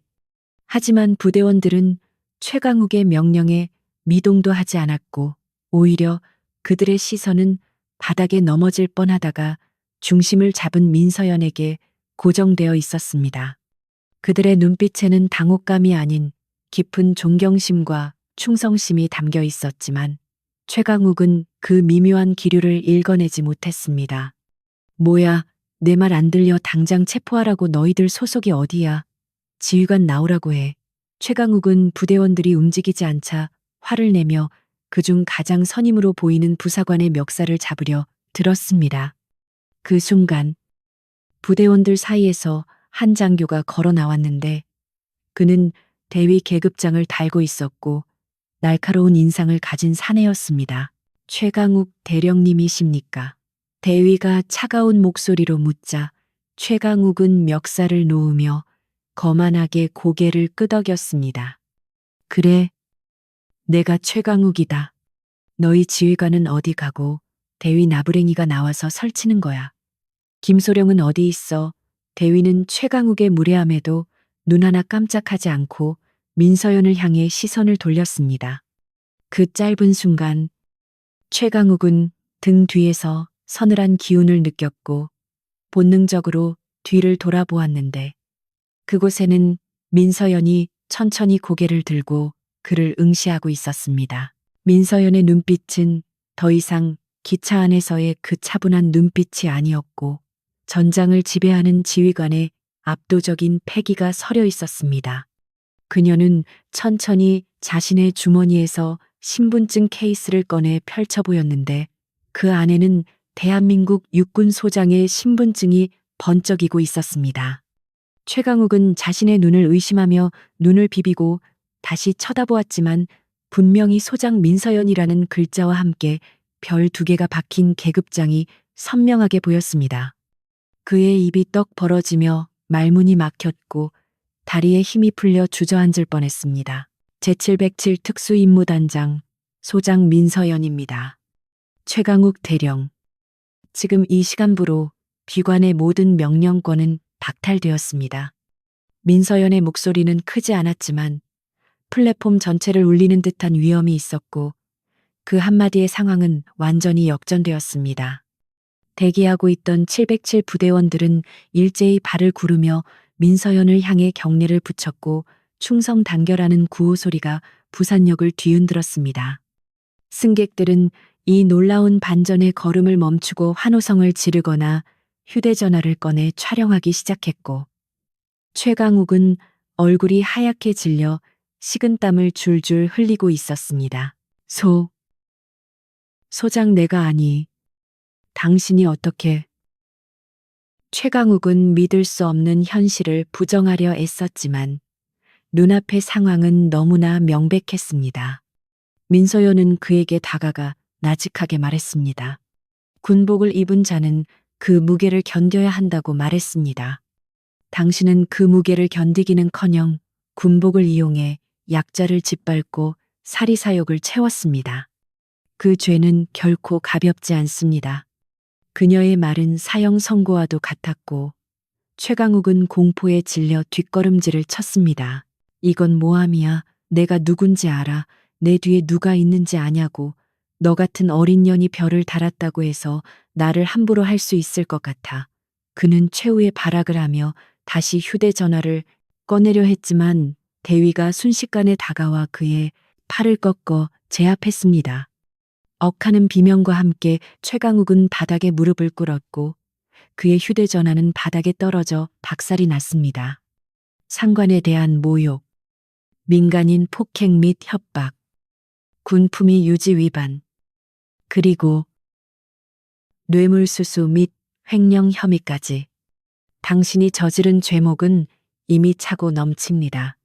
민서연은 차갑게 죄목을 나열했습니다. 그때 민서연이 미리 연락해둔 군 수사관들이 도착했고 그들은 최강욱에게 다가와 체포 영장을 제시했습니다. 최강욱 대령, 당신을 군용물 횡령 및 뇌물수수 혐의로 긴급 체포합니다. 변호인을 선임할 권리가 있으며 수사관의 미란다 원칙 고지가 이어지는 동안 최강욱은 넋이 나간 표정으로 민서연을 올려다보았습니다. 그는 자신이 건드린 상대가 누구인지 뼈저리게 후회했지만 이미 엎질러진 물이었고 되돌릴 수 있는 방법은 없었습니다. 잠깐 내 말 좀 들어봐요. 오해입니다. 저 여자가 먼저 시비를 걸었다고요. 술도 저 여자가 쏟았고 그는 끝까지 비굴하게 변명하며 책임을 회피하려 했지만 수사관들은 그의 말에 귀를 기울이지 않고 강제로 수갑을 채웠습니다. 차가운 금속성 소리가 그의 손목을 조여왔고 그것은 그의 군 인생이 끝났음을 알리는 종소리와도 같았습니다. 민서연은 그 모습을 지켜보며 씁쓸한 표정을 지었는데 같은 군인으로서 부끄러움을 느꼈기 때문입니다. 데려가십시오. 법대로 철저하게 조사해서 일벌백계 해주시기 바랍니다. 민서연의 명령에 수사관들은 고개를 숙여 인사하고 최강욱을 질질 끌고 사라졌습니다. 최강욱은 끌려가면서도 계속해서 고함을 지르고 발버둥을 쳤지만 사람들의 싸늘한 시선 속에서 그는 그저 초라한 범죄자에 불과했습니다. 상황이 정리되자 주변에 있던 시민들이 민서연을 향해 박수를 보내기 시작했고 와, 진짜 멋있다. 속이 다 시원하네라는 환호성이 터져나왔습니다. 민서연은 시민들을 향해 가볍게 목례를 하고 부대원들에게 돌아섰습니다. 수고했다. 작전 지역으로 이동한다. 그녀의 짧은 명령에 부대원들은 일사불란하게 대형을 갖추고 이동 준비를 마쳤습니다. 그녀는 젖은 옷을 입고 있었지만 그 모습은 그 어떤 정복을 입은 모습보다 빛나 보였고 그녀의 당당한 발걸음은 진정한 리더의 모습이 무엇인지를 보여주고 있었습니다. 하지만 이것이 끝이 아니었습니다. 최강욱은 빙산의 일각일 뿐 그 뒤에는 더 거대한 부패의 고리가 얽혀 있었고 민서연은 이제 그 고리를 끊어내기 위한 본격적인 싸움을 시작해야 했습니다. 그녀는 최강욱의 휴대전화에서 입수한 정보와 기차 안에서 들었던 통화 내용을 바탕으로 배후 세력을 추적할 계획을 세웠고 그녀의 눈빛은 더욱 날카롭게 빛났습니다. 대위가 민서연에게 다가와 조심스럽게 물었습니다. 단장님, 옷이 젖으셨는데 갈아입으실 옷을 준비해 두었습니다. 차량에 탑승하시면 바로 환복하실 수 있습니다. 민서연은 고개를 끄덕이며 고맙다. 그리고 아까 그 최강욱이 통화했던 박 사장이라는 인물. 신원 파악해서 보고해. 라고 지시했습니다. 대위는 즉시 알겠습니다. 라고 복창하며 어딘가로 무전을 쳤습니다. 민서연은 역사를 빠져나오며 부산의 밤 공기를 깊이 들이마셨는데 바다 냄새가 섞인 짭조름한 바람이 그녀의 머리카락을 흩날렸습니다. 그녀는 이 바람이 앞으로 불어닥칠 피바람의 예고편처럼 느껴졌지만 두려움보다는 전의가 앞섰습니다. 그녀는 707 부대원들과 함께 준비된 검은색 벤에 탑승했고 차량은 어둠 속으로 미끄러지듯 사라졌습니다. 이제 진짜 전쟁이 시작되었고 민서연은 반드시 승리하여 군의 명예를 되찾고 정의를 바로 세울 것이라 다짐했습니다. 차 안에서 민서연은 잠시 눈을 감고 기차 안에서의 일들을 되새겼는데 최강욱의 오만한 얼굴과 시민들의 겁에 질린 표정이 교차하며 그녀의 마음을 무겁게 했습니다. 권력을 가진 자가 타락하면 얼마나 추악해질 수 있는지를 다시 한번 확인한 셈이었고 그녀는 절대 그런 괴물이 되지 않겠다고 스스로에게 약속했습니다. 그녀의 손은 주머니 속에 있는 낡은 소설책을 만지작거렸는데 그 책에는 정의는 결코 죽지 않는다라는 구절이 적혀 있었고 그것은 그녀의 신념이자 삶의 지표였습니다. 부산역 헌병대 파견대 조사실의 공기는 무겁게 가라앉아 있었지만 그 정적을 깨뜨리는 것은 여전히 상황 파악을 하지 못한 최강욱 대령의 고함 소리뿐이었는데 그는 철제 책상을 주먹으로 내리치며 자신의 수갑을 풀어줄 것을 요구하고 있었습니다. 그는 자신이 헌병대장과 호영호제하는 사이라며 당장 그를 불러오라고 윽박질렀지만 조사실을 지키고 있는 헌병부사관은 그저 안쓰러운 눈빛으로 그를 바라볼 뿐 아무런 대꾸도 하지 않았습니다. 최강욱은 자신의 군생활 30년 동안 쌓아온 인맥과 권력이 이 좁은 방 안에서 아무런 효력을 발휘하지 못한다는 사실을 인정할 수 없었고 이는 그에게 있어 죽음보다 더한 공포로 다가왔습니다. 그는 방금 전 플랫폼에서 마주친 민서연의 차가운 눈빛을 떠올릴 때마다 등골이 오싹해졌지만 애써 그 공포를 분노로 덮으려 발버둥 치고 있었습니다. 조사실 밖 상황실에서는 민서연 소장이 젖은 사복을 벗고 707 특수임무단 정복으로 환복한 채 모니터 화면을 응시하고 있었는데 그녀의 옷매무새는 바늘 하나 들어갈 틈 없이 완벽하게 정돈되어 있었고 어깨에 빛나는 두 개의 별은 그녀의 권위를 묵묵히 증명하고 있었습니다. 그녀의 곁에는 정보과장이 최강욱의 스마트폰에서 추출한 데이터를 분석하여 브리핑을 준비하고 있었는데 그 내용은 예상했던 것보다 훨씬 더 방대하고 조직적인 비리의 실체를 담고 있었습니다. 민서연은 팔짱을 낀 채 화면에 떠 있는 수많은 통화 기록과 문자 메시지, 그리고 불법 자금 거래 내역을 훑어보았고 그녀의 눈매는 먹잇감을 노리는 매처럼 날카롭게 빛나고 있었습니다. 단장님, 최강욱 대령의 휴대전화에서 확보한 녹음 파일과 문자 메시지를 분석한 결과 그가 언급했던 박 사장은 전직 군수사령부 소속 소령이었던 박명훈으로 확인되었습니다. 정복 과장의 보고에 민서연은 고개를 끄덕이며 박명훈이라는 이름에 얽힌 과거의 기억을 더듬었는데 그는 5년 전 군수품 납품 비리로 불명예 제대했던 인물이었습니다. 그가 사회로 나와서도 여전히 군 내부의 부패 세력과 결탁하여 국고를 갉아먹고 있다는 사실은 민서연에게 깊은 분노를 안겨주었지만 동시에 이번 기회에 뿌리까지 뽑아낼 수 있다는 확신을 주기도 했습니다. 그녀는 단순히 최강욱 한 명을 처벌하는 것에서 멈추지 않고 이 거대한 비리 카르텔 전체를 붕괴시킬 계획을 머릿속으로 구상하고 있었습니다. 그때 상황실에 통신 장비가 울리며 육군 본부로부터 암호화된 화상통신 요청이 들어왔는데 발신자는 군수사령부의 고위 장성인 김 중장이었고 그는 평소 최강욱을 아끼던 직속상관으로 알려져 있었습니다. 민서연은 예상했다는 듯 입가에 옅은 냉소를 띠며 통신 연결을 지시했고 화면에는 당혹감과 불쾌함이 뒤섞인 김 중장의 얼굴이 나타났습니다. 민 소장, 이게 도대체 무슨 일인가?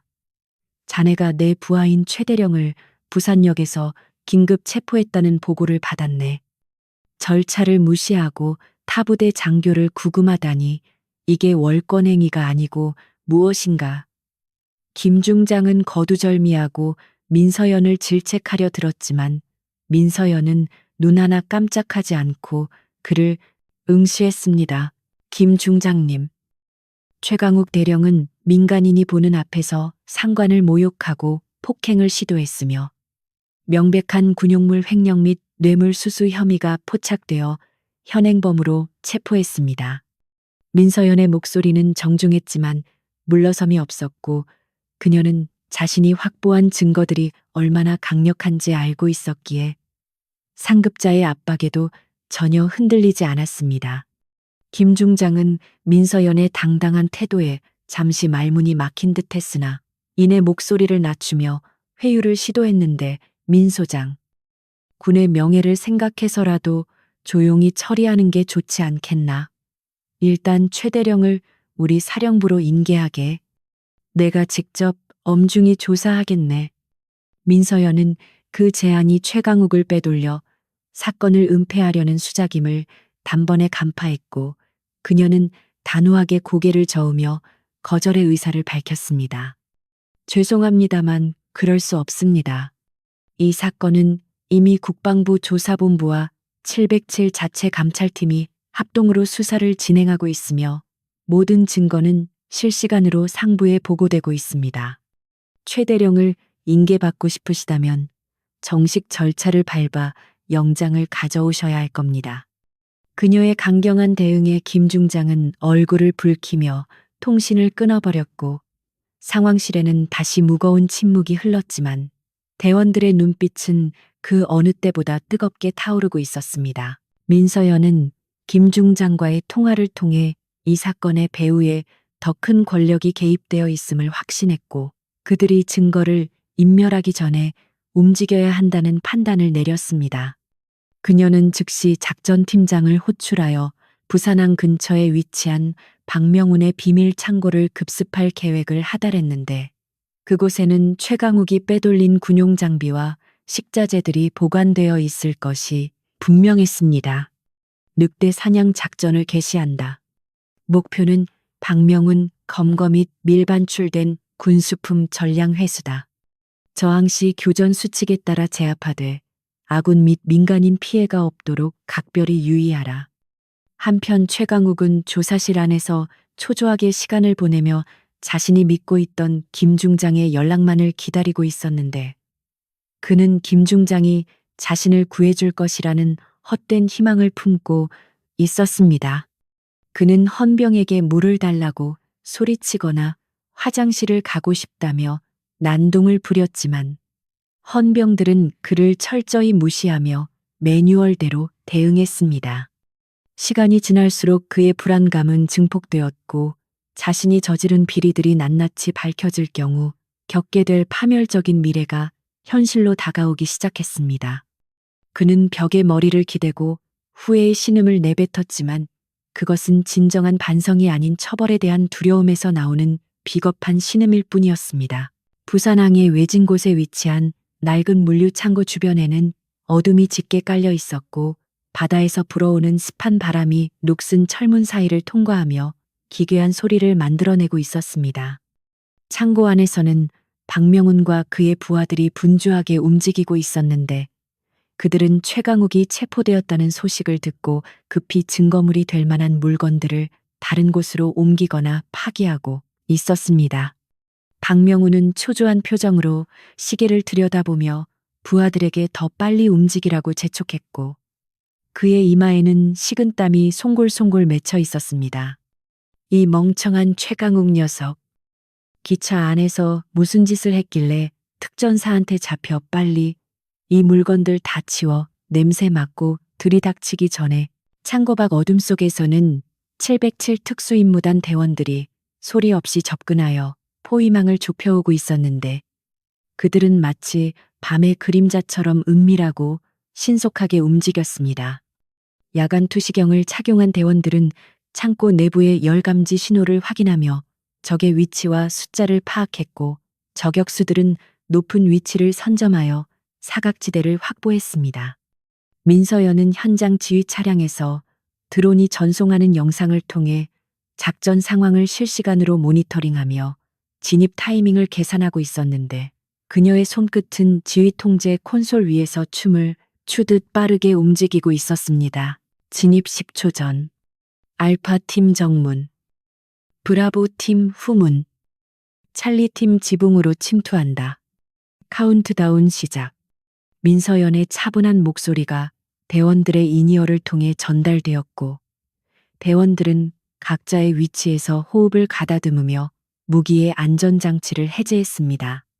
창고 안의 박명훈 일당은 자신들의 머리 위로 죽음의 그림자가 드리워지고 있다는 사실을 전혀 눈치채지 못한 채 상자를 나르는데 여념이 없었습니다. 민서연은 모니터 속 박명훈의 얼굴을 응시하며 조용히 중얼거렸습니다. 네가 숨을 곳은 이제 감옥밖에 없어. 산, 얼, 이. 진입 명령이 떨어지자마자 굉음과 함께 창고의 모든 출입구가 동시에 폭파되었고 섬광탄이 터지며 내부를 눈부신 백색광으로 가득 채웠습니다. 손들어 움직이면 쏜다 707 특임대다. 대원들의 우렁찬 경고 방송과 함께 검은색 전술복을 입은 그림자들이 연기를 뚫고 들이닥쳤습니다. 박명훈의 부하들은 당황하여 허둥지둥 도망치려 하거나 품에서 흉기를 꺼내려 했지만 훈련된 특수부대원들의 상대가 될 수는 없었습니다. 순식간에 제압당해 바닥에 엎드린 그들은 비명을 지르며 자비를 구했지만 대원들은 냉철하게 수갑을 채우며 현장을 장악해 나갔습니다. 박명훈은 혼란을 틈타 뒷문으로 빠져나가려 했지만 문을 여는 순간 대기하고 있던 민서연과 마주치게 되었는데 그녀는 권총을 겨눈 채 차가운 미소를 짓고 있었습니다. 오랜만이군. 박소령. 아니 이제는 박 사장이라고 불러야 하나. 여전히 쥐새끼처럼 도망치는 솜씨는 일품이네. 민서연의 목소리에는 경멸이 담겨 있었고 박명훈은 다리에 힘이 풀려 그 자리에 주저앉고 말았습니다. 그는 민서연이 직접 현장에 나왔다는 사실에 경악했고 이제 모든 것이 끝났음을 직감했습니다.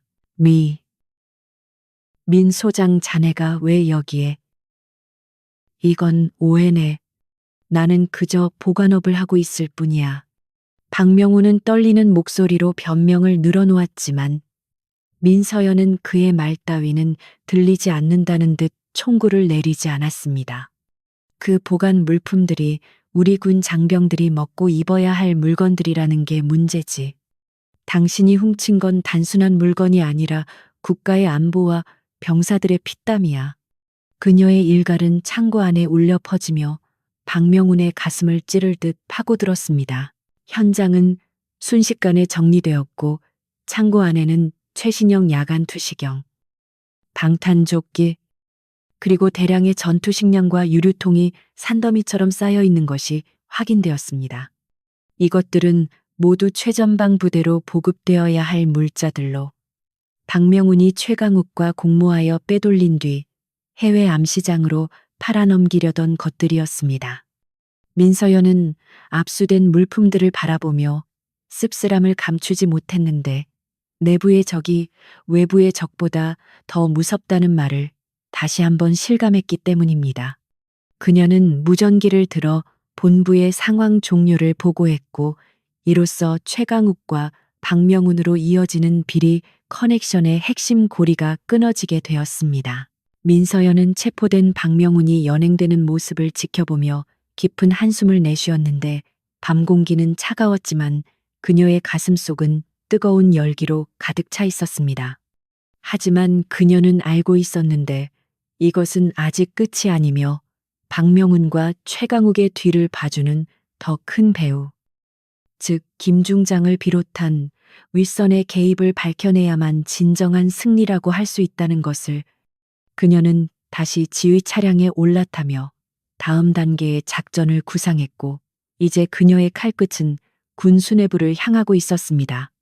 부산항의 밤바다는 칠흑같이 어두웠지만 민서연이 가는 길은 그녀의 신념만큼이나 환하게 빛나고 있었습니다. 창고 수색 과정에서 발견된 이중장부에는 수년 전부터 이어진 거래 내역과 뇌물을 상납받은 고위 장교들의 명단이 적혀 있었고 이것은 군 전체를 뒤흔들 핵폭탄급 증거물이었습니다. 민서연은 장부를 손에 쥐고 떨리는 전율을 느꼈는데 이것만 있다면 썩은 환부를 완전히 도려낼 수 있을 것이라는 확신이 들었기 때문입니다. 그녀는 증거물을 자신의 보안 가방에 넣고 잠금 장치를 채운 뒤 대원들에게 철수 명령을 내렸습니다. 그녀의 표정에는 비장함이 감돌았고 다가올 폭풍을 정면으로 맞이할 준비가 되어 있었습니다. 새벽이 밝아오면서 동쪽 하늘이 붉게 물들기 시작했고 민서연을 태운 차량 행렬은 부산 시내를 가로질러 헌병대 본부로 향했습니다. 그녀는 차창 밖으로 떠오르는 태양을 바라보며 생각에 잠겼는데 오늘 하루가 지나면 대한민국 군대는 큰 혼란에 빠지겠지만 그것은 건강한 조직으로 다시 태어나기 위한 성장통이 될 것이라 믿었습니다. 그녀는 피곤함이 몰려왔지만 정신만은 그 어느 때보다 맑았고 옆좌석에 놓인 낡은 소설책을 보며 잠시나마 마음의 평안을 찾았습니다. 정의는 지연될 수 있지만 결코 부정될 수는 없다. 그녀가 좋아하는 책 속의 구절이 그녀의 귓가에 맴돌았습니다. 서울의 아침은 부산과는 또 다른 차가운 공기로 가득 차 있었고 국방부 청사로 향하는 민서연 소장의 검은색 세단은 짙은 안개를 뚫고 거침없이 질주하고 있었는데 그녀의 무릎 위에는 부산항 비밀 창고에서 확보한 결정적인 증거인 이중장부가 놓여 있었습니다. 그녀는 밤새 한숨도 자지 못했지만 피로한 기색은커녕 오히려 눈빛이 형형하게 빛나고 있었고 이는 오랫동안 군 내부를 좀먹어온 거대한 악의 뿌리를 뽑아낼 수 있다는 확신과 사명감이 그녀의 정신을 지배하고 있었기 때문이었습니다. 차창 밖으로 보이는 국방부 건물의 위용은 거대하고 단단해 보였지만 민서연의 눈에는 그 견고한 외벽 속에 숨겨진 부패의 균열들이 선명하게 보였고 그녀는 오늘 그 균열을 타격하여 성벽을 무너뜨릴 준비가 되어 있었습니다. 국방부 청사 로비에 들어선 민서연의 등장은 그 자체만으로도 엄청난 위압감을 조성했는데 정복을 갖춰 입고 단호한 표정으로 걷는 그녀의 뒤로 707 특수 임무단 정예 대원들이 호위하고 있었기 때문입니다. 로비를 지나던 장교들과 부사관들은 그녀의 기세에 눌려 길을 터주며 경례를 붙였지만 민서연은 그들의 인사에 눈길조차 주지 않고 오직 목표물인 군수사령부 김중장의 집무실이 있는 고층을 향해 발걸음을 옮겼습니다. 그녀의 손에 들린 검은 가방은 마치 판도라의 상자처럼 무거웠고 그 안에는 수많은 고위 장교들의 목줄을 칠 수 있는 치명적인 독이 들어 있었기에 그녀는 가방을 쥔 손에 더욱 힘을 주었습니다. 엘리베이터가 고속으로 상승하는 동안 민서연은 잠시 눈을 감고 김중장의 얼굴을 떠올렸는데 그는 겉으로는 온화하고 덕망 높은 지휘관인 척했지만 실상은 탐욕에 눈이 멀어 부하들의 고열을 빨아먹는 흡혈귀 같은 존재였습니다. 엘리베이터 문이 열리자 김중장의 부관이 당황한 표정으로 달려나와 그녀의 앞을 가로막았지만 민서연의 눈빛 한 번에 얼어붙어 뒷걸음질 치고 말았습니다. 비키십시오. 김 중장님께 직접 보고할 사안이 있어 왔습니다. 그녀의 목소리는 낮고 차분했지만 거역할 수 없는 힘이 실려 있었고 부관은 떨리는 손으로 인터폰을 잡으려다 포기하고 길을 열어주었습니다. 김 중장의 집무실 문을 열고 들어서자 넓은 사무실 안에는 팽팽한 긴장감이 감돌고 있었고 김 중장은 창밖을 바라보고 서 있다가 천천히 뒤를 돌았는데 그의 얼굴은 이미 분노로 붉게 상기되어 있었습니다. 민 소장, 자네가 기어이 여기까지 찾아왔군. 내 경고를 무시하고 제 발로 호랑이 굴에 들어오다니 겁이 없는 건지 어리석은 건지 모르겠어. 그는 책상 위에 놓인 명패를 만지작거렸는데 그 손길에는 불안감과 사리가 동시에 묻어났고 그는 자신이 가진 권력으로 민서연을 충분히 짓눌러 버릴 수 있다고 믿고 싶어하는 눈치였습니다. 민서연은 대답 대신 들고 있던 가방을 김 중장의 책상 위에 쿵 소리가 나도록 내려놓았고 그 소리는 고요한 집무실 안에 천둥 소리처럼 울려 퍼졌습니다. 이 가방 안에 무엇이 들어있는지 중장님께서 더 잘 아시리라 생각합니다. 부산항 창고에서 발견된 이중장부 원본입니다. 그녀의 직설적인 화법에 김 중장의 눈썹이 꿈틀거렸고 그는 애써 태연한 척하며 입가에 비릿한 미소를 지어 보였지만 흔들리는 눈동자는 숨길 수 없었습니다. 그까짓 종이 쪼가리가 뭐 그리 대단하다고. 조작된 장부 하나로 나를 협박하려 드는가. 자네는 지금 넘어서는 안 될 선을 넘고 있어. 김 중장은 책상 서랍에서 시가 한 대를 꺼내 물며 여유를 가장하려 했지만 라이터를 켜는 손이 미세하게 떨리고 있었고 민서연은 그 틈을 놓치지 않고 그를 정신적으로 압박해 들어갔습니다. 조작인지 아닌지는 군검찰과 국방부 조사본부에서 판단할 일입니다. 하지만 이 장부에는 중장님의 차명 계좌 번호와 자금 세탁 경로, 그리고 최강욱 대령이 상납한 뇌물의 액수가 날짜별로 정확하게 기재되어 있습니다. 민서연이 장부의 내용을 구체적으로 언급하자 김 중장의 얼굴색이 흑빛으로 변했고 입에 물고 있던 시가가 바닥으로 떨어졌습니다. 이 건방진 년이 감히 내 앞에서 증거 타령을 해. 내가 군복을 입고 나라를 지킨 세월이 얼만데 네가 감히 나를 가르치려 들어. 김 중장은 이성을 잃고 고함을 지르며 책상을 내리쳤고 그의 본색이 드러나기 시작했습니다. 그는 평생을 군림하며 살아왔기에 자신의 치부가 드러나는 것을 견딜 수 없어 했고 특히나 자신보다 한참 어린 여성 장군에게 약점이 잡혔다는 사실에 참을 수 없는 모욕감을 느꼈습니다. 그는 책상 위에 있는 호출 버튼을 누르려 했지만 민서연이 더 빨랐는데 그녀는 순식간에 그의 손목을 낚아채 제지했습니다. 호출 버튼을 눌러도 소용없습니다.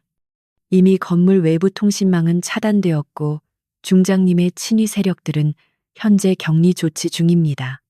민서연의 차가운 선언에 김 중장은 경악하며 그녀를 뿌리치려 했지만 특수부대 출신인 민서연의 악력을 당해낼 수는 없었습니다. 이게 무슨 짓이야. 하극상이다. 헌병, 헌병. 불러 그는 발악하며 소리를 질렀지만 방음이 완벽한 집무실 밖으로 그의 목소리가 새어나갈 리 만무했고 그는 철저하게 고립된 상태였습니다. 김 중장은 힘으로 안 되자 비굴한 태도로 돌변하여 회유를 시도했는데 민 소장, 우리 좋게 해결하자고. 자네도 알다시피 군대라는 게 융통성이 필요한 조직 아니겠나. 이 장부만 넘겨주면 내 자네의 앞길을 탄탄대로로 만들어주지. 참모총장 아니 국방부 장관까지도 가능하게 밀어줄 수 있어. 그는 추악한 거래를 제안하며 민서연의 야망을 자극하려 했지만 그것은 민서연을 더욱 역겹게 만들 뿐이었습니다. 민서연은 잡고 있던 그의 손목을 거칠게 놓으며 혐오스러운 표정으로 그를 바라보았습니다. 당신 같은 사람들이 군대의 명예를 더럽히고 있기 때문에 수많은 장병들이 피눈물을 흘리는 겁니다. 자리는 흥정의 대상이 아니며 명예는 돈으로 살 수 있는 것이 아닙니다. 민서연의 일갈은 김 중장의 가슴에 비수처럼 꽂혔고 그는 더 이상 빠져나갈 구멍이 없음을 깨닫고 절망했습니다. 하지만 궁지에 몰린 쥐가 고양이를 무니듯 김 중장은 마지막 발악을 준비했고 책상 서랍 안쪽에 숨겨둔 권총으로 손을 뻗었습니다. 그 순간 민서연의 몸이 번개처럼 움직였는데 그녀는 김 중장이 서랍을 여는 찰나의 순간을 놓치지 않고 책상을 뛰어넘어 그를 덮쳤습니다. 어딜 감히 김 중장이 권총을 꺼내 들기도 전에 민서연의 발차기가 그의 손목을 강타했고 권총은 허공을 날아 바닥에 떨어졌습니다. 김 중장은 고통의 비명을 지르며 바닥에 나뒹굴었고 민서연은 즉시 그의 팔을 뒤로 꺾어 제압했습니다. 대한민국 육군 중장이라는 거창한 직함을 가진 자가 제압당해 바닥에 얼굴을 처박고 있는 모습은 참으로 초라하고 볼품없었습니다.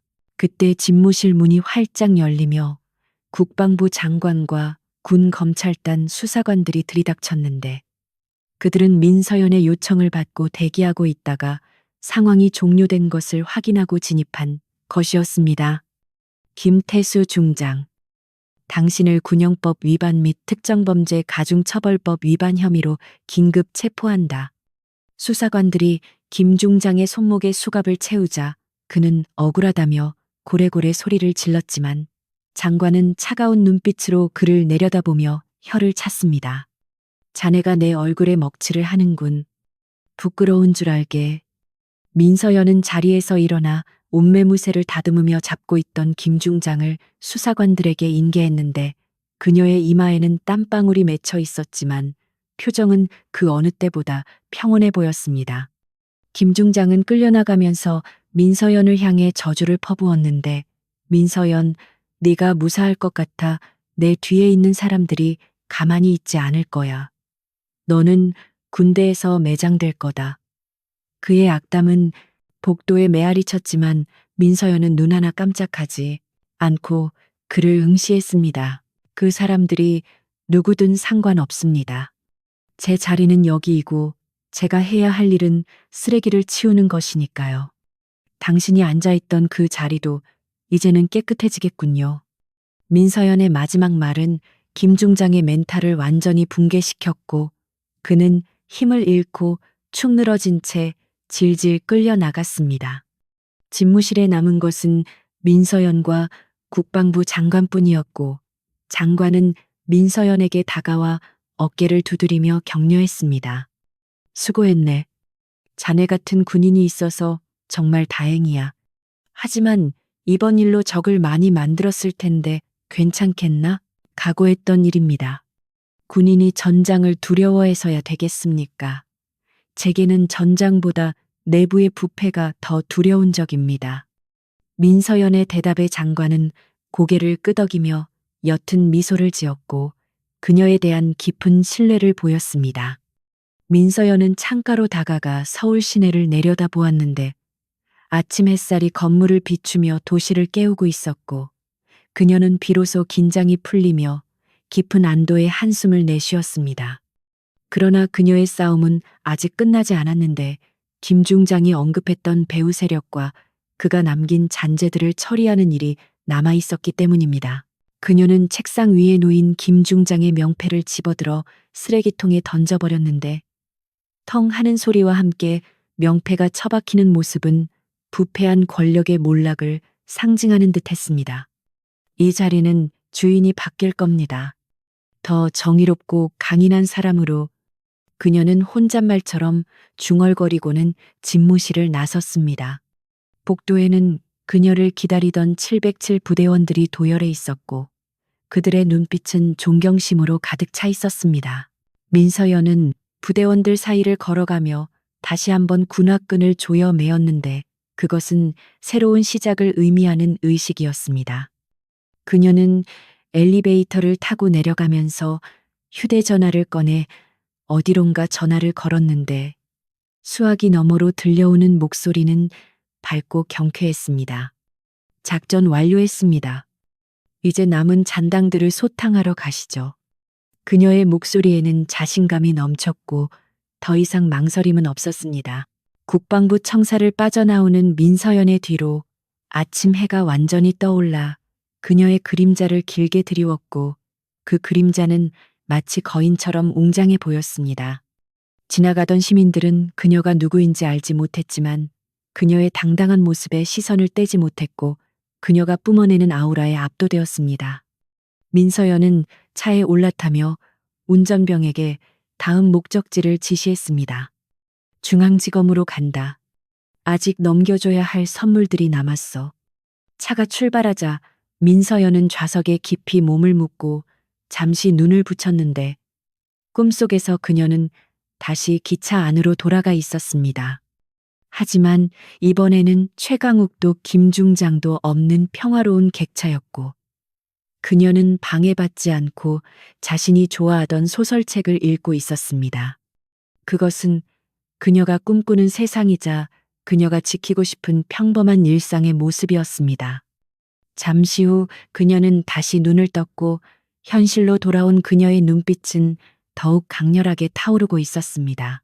이제 마지막 장이 남아 있었고 그녀는 이 긴 이야기의 끝을 완벽하게 마무리 짓기 위해 다시 한번 전의를 불태웠습니다.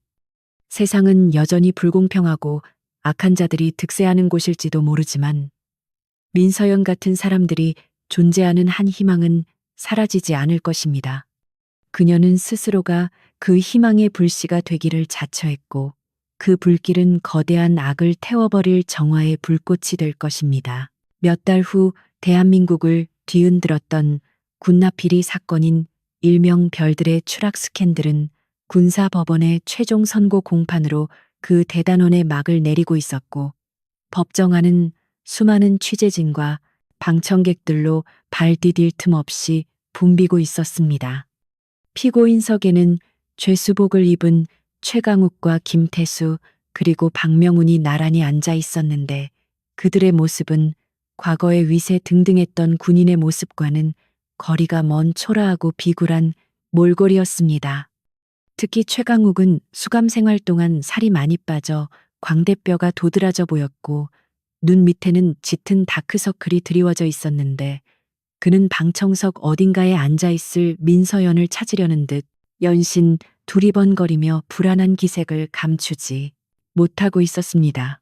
재판장이 입장하고 엄숙한 분위기 속에서 판결문 낭독이 시작되자 법정 안에는 숨 막히는 침묵이 흘렀고 모두의 시선은 재판장의 입에 집중되었습니다. 재판장은 피고인들의 죄질이 매우 불량하고 국가 안보를 위협했으며 군의 명예를 실추시킨 점을 들어 검찰 측의 구형보다 더 무거운 중형을 선고했습니다.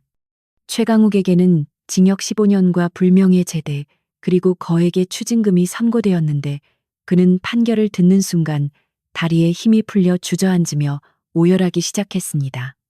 그는 자신이 저지른 오만방자한 행동의 대가가 이토록 혹독할 줄은 꿈에도 몰랐을 것이며 그가 그토록 자랑하던 계급장은 이제 아무런 의미 없는 천조각에 불과했습니다.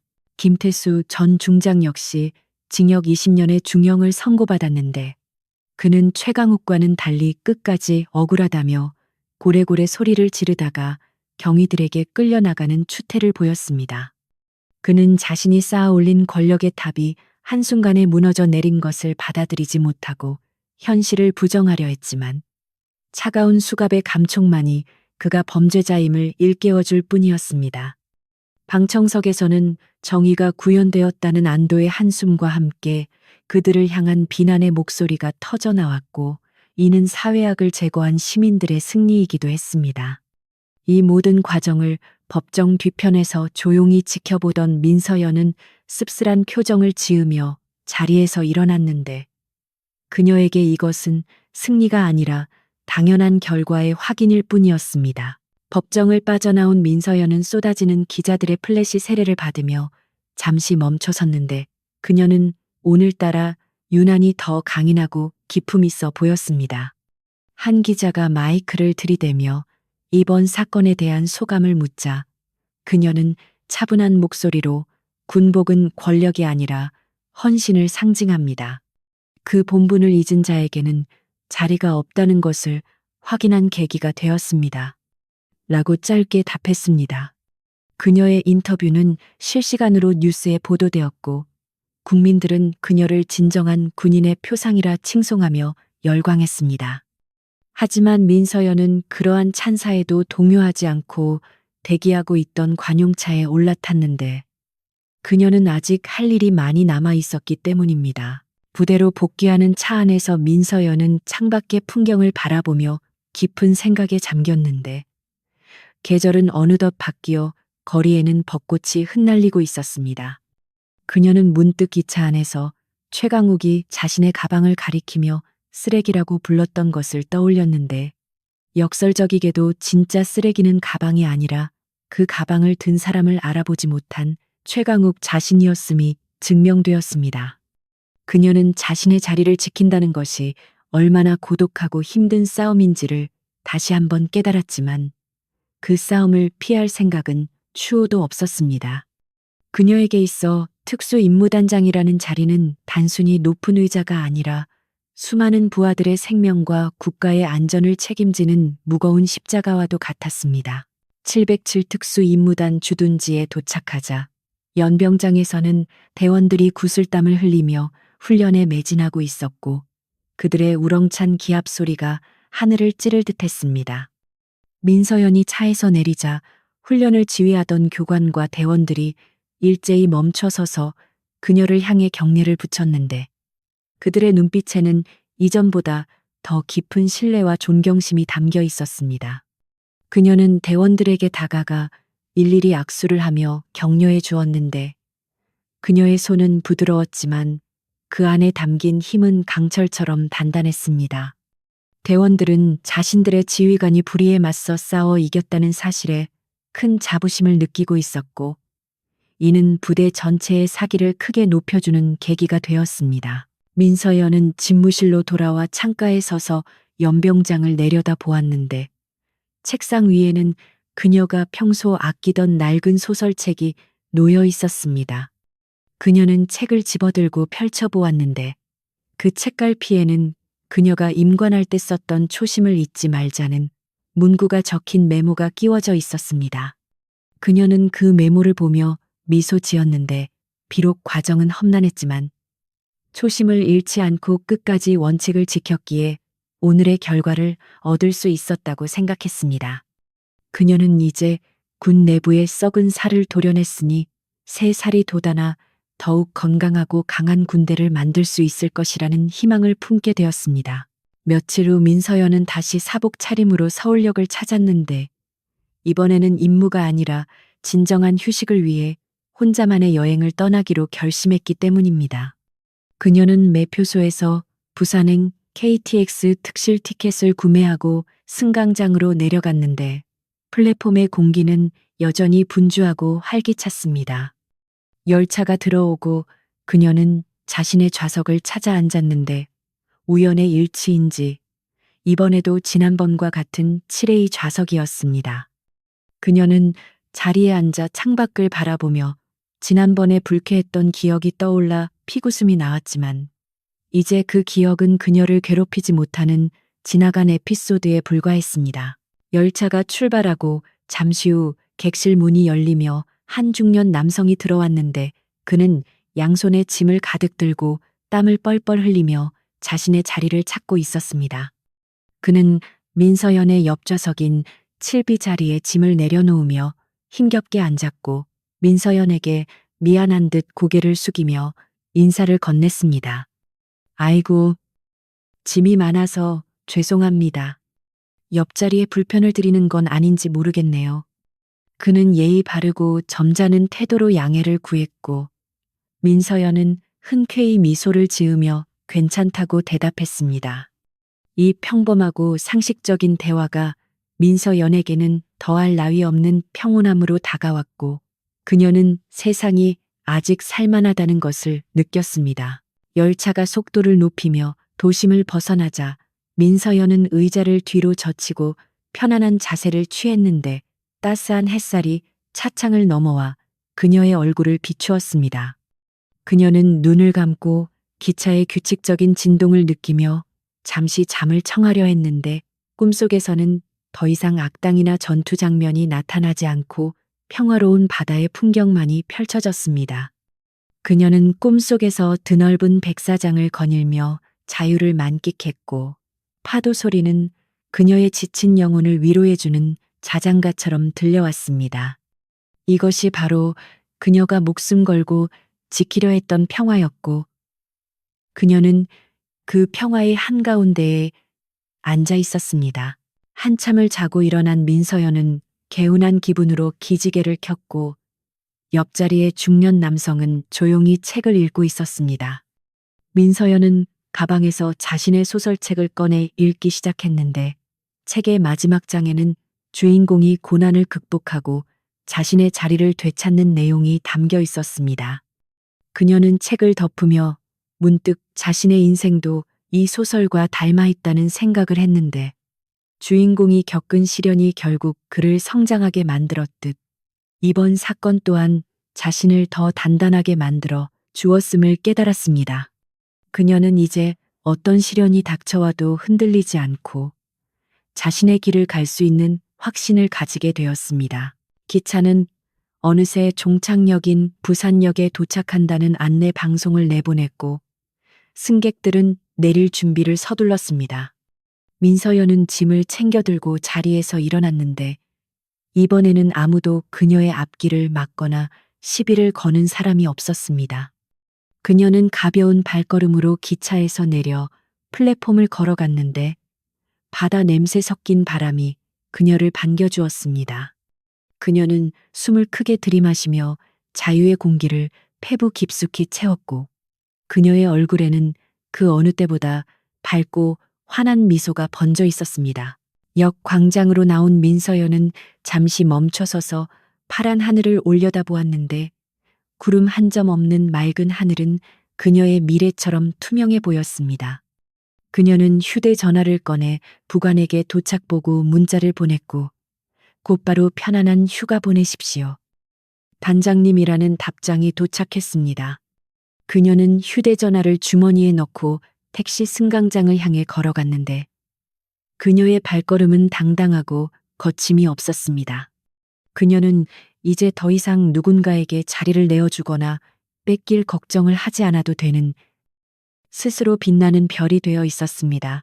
택시를 타고 해운대 바닷가로 향하는 길에 민서연은 차창 밖으로 스쳐 지나가는 풍경들을 눈에 담았는데 모든 것이 아름답고 생동감 넘치게 느껴졌습니다. 그녀는 문득 최강욱이 감옥에서 이 풍경을 그리워하고 있을까 하는 생각이 들었지만 이내 고개를 저으며 그에 대한 생각을 지워버렸습니다. 그는 자신의 잘못된 선택으로 인해 스스로 감옥이라는 좁은 자리를 선택한 것이고 민서연은 올바른 신념으로 세상이라는 넓은 자리를 얻은 것이니 더 이상 그를 동정할 필요는 없었습니다. 세상은 냉정하지만 공평하게 각자에게 어울리는 자리를 배정해주는 법이었습니다. 바닷가에 도착한 민서연은 신발을 벗어들고 맨발로 모래사장을 걸었는데 차가운 바닷물이 발가락 사이로 들어오며 간지러운 느낌을 주었습니다. 그녀는 수평선을 바라보며 큰 소리로 웃어보기도 하고 소리를 질러보기도 했는데 아무도 그녀를 이상하게 보지 않았고 그녀는 그저 평범한 30대 여성으로 돌아가 자유를 만끽했습니다. 그녀의 뒤로 길게 늘어선 발자국들은 파도에 씻겨 사라졌지만 그녀가 세상에 남긴 정의의 발자국은 영원히 지워지지 않을 것입니다. 저녁이 되자 붉은 노을이 바다를 물들이기 시작했고 민서연은 해변 근처의 작은 카페에 앉아 커피를 마시며 하루를 마무리했습니다. 그녀는 창가 자리에 앉아 지나가는 사람들을 구경했는데 연인들, 가족들, 친구들이 행복한 표정으로 웃고 떠드는 모습이 보기 좋았습니다. 그때 한 커플이 카페로 들어와 자리를 찾다가 민서연의 맞은편 빈자리를 가리키며 물었습니다. 저기요, 혹시 여기 자리 있나요? 앉아도 될까요? 남자의 정중한 물음에 민서연은 미소를 지으며 고개를 끄덕였습니다. 네, 앉으세요. 비어있는 자리입니다. 민서연의 대답에 커플은 고맙다고 인사하며 자리에 앉았고 행복한 대화를 이어갔습니다. 민서연은 그 모습을 보며 생각했습니다. 자리는 누군가가 독점하는 것이 아니라 필요한 사람이 정당하게 요청하고 배려하며 함께 나누는 공간이라는 것을 최강욱은 그 단순한 진리를 깨닫지 못해 파멸했지만 민서연은 그것을 알고 있었기에 지금 이 평화를 누릴 수 있는 것이었습니다. 카페를 나온 민서연은 다시 서울로 돌아가기 위해 기차역으로 향하지 않고 바닷가 근처의 숙소로 발길을 돌렸는데 그녀는 내일 아침 떠오르는 태양을 보며 새로운 다짐을 할 계획이었습니다. 그녀는 걷으면서 밤하늘을 올려다보았는데 수많은 별들이 반짝이고 있었고 그 중에서도 유독 밝게 빛나는 별 하나가 그녀의 눈에 들어왔습니다. 그녀는 그 별이 마치 자신을 지켜주는 수호성처럼 느껴졌고 앞으로도 그 별처럼 어둠 속에서 길을 잃지 않고 빛나는 존재가 되겠다고 다짐했습니다. 민서연의 이야기는 여기서 끝이 나지만 그녀가 보여준 용기와 신념은 우리에게 긴 여운을 남겨줍니다. 그녀는 자신의 자리를 지키기 위해 불의와 타협하지 않았고 그 결과 자신뿐만 아니라 우리 사회가 앉아야 할 올바른 자리가 무엇인지를 보여주었습니다. 혹시 당신의 삶에도 최강욱 같은 불청객이 나타나 당신의 자리를 위협하거나 당신의 가치를 깎아내리려 한다면 기억하십시오. 당신은 민서연처럼 강하고 아름다운 존재이며 당신의 자리는 그 누구도 함부로 빼앗을 수 없는 소중한 곳이라는 사실을 말입니다. 이제 불필요한 쓰레기들을 치우고 당신만의 온전한 자리에 앉아 편안한 여행을 즐기시길 바랍니다.